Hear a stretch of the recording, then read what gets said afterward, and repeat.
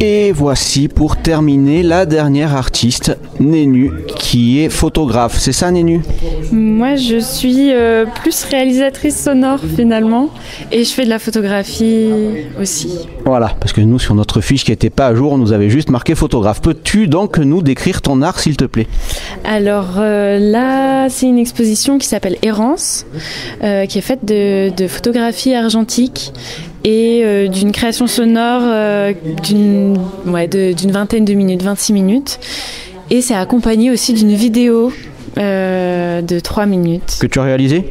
Que j'ai réalisé, qui n'est pas montée. C'est un plan séquence de la descente du col de Cabre enneigé.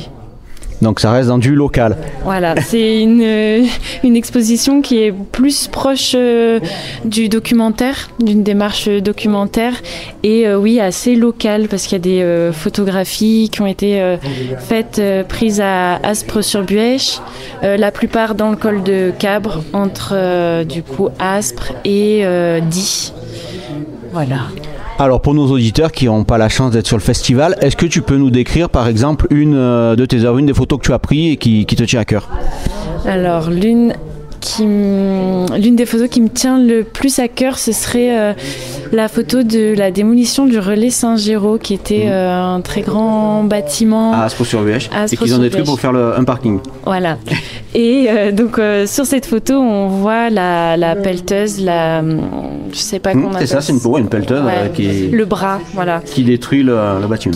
Qui vient chercher le coin du bâtiment qui est déjà en partie détruit, donc à une fenêtre qui mène sur rien. Enfin, de l'autre côté, on voit déjà le ciel, et ouais, c'est une photo en noir et blanc sur un assez grand format, et je dirais que c'est peut-être celle qui est le plus marquante. Pas celle que j'aime le plus, mais qui me marque le plus. Tu peux aussi nous expliquer ta démarche du choix sur le noir et blanc plutôt que sur la couleur ? Alors, il y a quelques photos en couleur, mais c'est vrai que la plupart sont noir et blanc parce que je travaillais, en tout cas je m'étais mise à réfléchir sur la question de la route et de la présence du goudron et de la route, notamment dans les espaces ruraux et dans nos paysages dans le coin. Et le noir et blanc, ça s'y prête très bien, et ça rend toute l'image assez sombre ou contrastée, mais en tout cas avec des tons gris, et ça rappelle bien le thème de l'asphalte. Et l'argentique, pareil, c'est un choix pour la qualité de la photo, pour... Je crois que c'est plus le processus qui me plaisait. J'ai pas vraiment réfléchi à... En fait, cette exposition, c'est une récupération de photos que j'ai faites un peu par hasard. Donc, je les ai assemblées sans forcément chercher à les faire au départ. Et l'argentique, c'est pareil, finalement, c'est le processus qui me parle plus, en tout cas, qui me parlait le plus à ce moment-là de ma vie, parce que y a un côté hyper instinctif et momentané de rendre compte de ce qui se passe par un procédé sur lequel on peut pas vraiment après interférer. On peut si on le veut, mais moi c'était pas ma volonté, et du coup il y a quelque chose d'assez magique, voilà, de capter et de pas savoir aussi ce que ça va rendre. Comment on en vient à faire de la photo, on va dire, à niveau professionnel, ou en faire presque son métier ? Alors, moi, c'est pas mon métier. Oui, beaucoup d'artistes. C'est pas mon métier. Comment j'en suis venue en faire, c'est que j'ai la chance d'avoir un père qui a eu des appareils photo dans sa vie. Et Papa qui est pas loin d'ailleurs, et qui nous y est du coin de l'œil. Juste là, ouais. Et lui, il en a pas fait ni un métier, mais c'était un peu... une passion.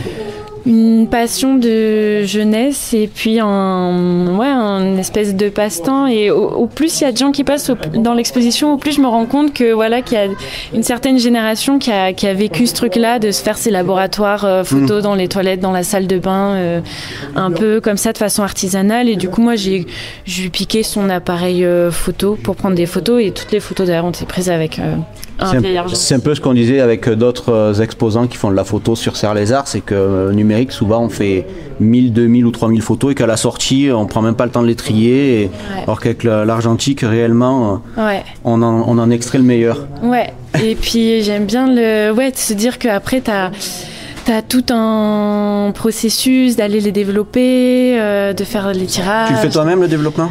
J'ai eu fait pour certaines, mais pas toutes. Ouais, c'est très long. Et comme je fais justement du son, que je passe déjà beaucoup de temps à geeker des choses, ça c'est un monde, le développement. Parle-nous justement un peu du son que tu crées. C'est de la prise de son classique, c'est du son que tu prends, que tu retravailles ou... Alors je retravaille pas beaucoup, je le monte, je le retravaille pas beaucoup, je vais pas venir modifier le son, mixer le son, mais c'est... Ouais, un peu l'épurer, enlever le bruit parasite. Même ça, je vais pas forcément le faire. Ouais, je suis pas très bonne à tout ça, justement parce que j'aime pas passer beaucoup de temps sur l'ordinateur. Par contre, je vais m'amuser. Là, je me suis beaucoup amusée à monter. Donc, c'est du montage entre des prises de son que j'ai captées dans les lieux où il y a eu les prises de vue qui ont été faites aussi. De la recherche un peu de sons d'archives. Il y a des personnalités un peu connues qu'on entend. Albert Camus, il y a Louise Bourgeois.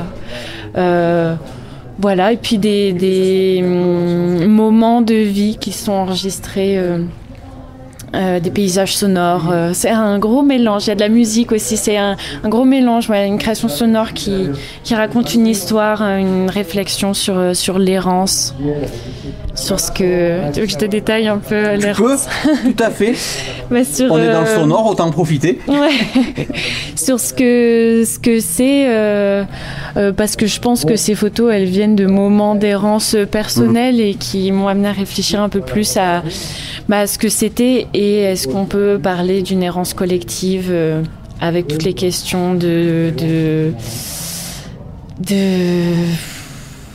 Pardon.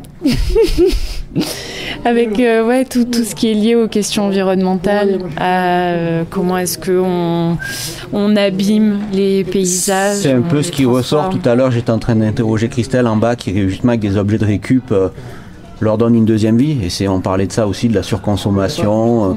On prend, on utilise, on jette, alors que des fois c'est encore des deuxièmes vies. Et c'est aussi une sorte d'errance, effectivement.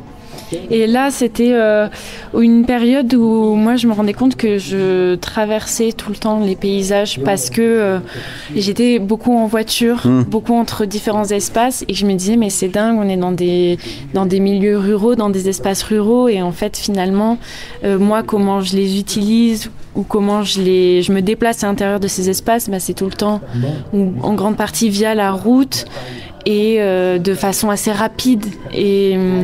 C'était tout ça qui m'a questionnée. Puis forcément, la question de la démolition de Saint-Géraud qui a été transformée en parking, ça m'a questionnée. De l'urbanisation un peu en zone rurale. Ouais, voilà, c'est ça. De comment est-ce que il y a cette espèce de contraste entre des paysages naturels magnifiques et la bétonisation. Et en même temps, ça va ensemble. En fait, c'est des nouveaux paysages, mais est-ce qu'on a envie qu'ils soient comme ça ? Voilà, des questions en fait. Est-ce que Serre-les-Arcs, c'est ta première exposition ? Ouais. Ouais. Alors, un petit premier ressenti, là on arrive à la fin. J'aime bien l'ambiance en fait dans les villages, c'est chouette parce qu'il y a des gens de passage et en même temps plein de gens du coin. Et du coup, il y a plein de petites discussions qui peuvent se faire. Et il y a le côté patrimoine, bâtiment. Surtout dans cette rue, là, dans la rue Henri Puzin, c'est une des plus anciennes de Serre, donc c'est vrai que... Ouais. Et du coup, les gens, des fois, rentrent, mais ils rentrent pour voir la salle, pour voir la pièce. On discute de plein de choses. Non, c'est chouette. C'est chouette. Expérience à renouveler ? Ouais. Est-ce que tu as un autre message à nous faire passer, soit sur Serre-les-Arcs, soit sur l'art en général, sur ton art à toi ou... Je crois que, moi j'ai tendance à avoir plein de messages politiques à avoir envie de passer, diffuser. Là, j'ai pas trop envie de parler de ça, mais je crois que je me suis rendue très sensible au son ces derniers temps. Et c'est peut-être quelque chose qui peut me surprendre ici quand je vois les gens rentrer. C'est que c'est pas un sens qu'on a forcément l'habitude tout à fait. d'utiliser ou en tout cas de prêter attention à ce qu'on entend.